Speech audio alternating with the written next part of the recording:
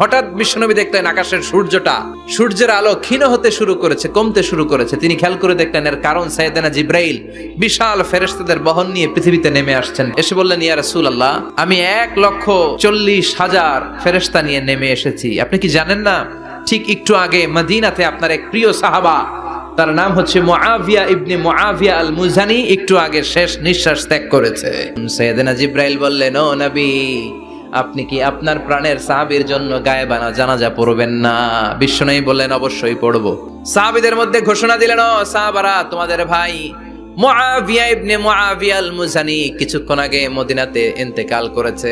তোমাদের ভাইদের জন্য সবাই বাইরে বের হয়ে আসো, এই মুহূর্তে আমরা গায়েবানা জানাজা পড়ব। বিশ্বনবী প্রথম কাতারে দাঁড়ালেন, হাজার হাজার সাহাবারা লাইন ধরে দাঁড়ালো। সাইয়েদনা জিব্রাইল 1,40,000 ফেরেশতা নিয়ে সাহাবাদের পেছনে 2টা লাইনে দাঁড়িয়ে গেলেন।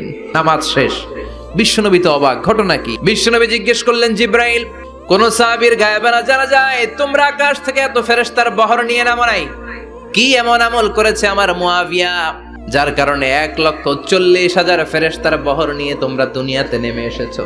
সাইয়েদনা জিব্রাইল বললেন, নবী, তেমন কোনো বড় আমল নয়, ছোট্ট একটা আমল। আপনার এই প্রিয় সাহাবী হাঁটতে বসতে চলতে ফিরিতে সব সময় পড়তো কুল হুয়াল্লাহু আহাদ। এজন্য বেশি বেশি সূরাতুল ইখলাস তেলাওয়াত করতে রাজি আছেন তো? ইনশাআল্লাহ।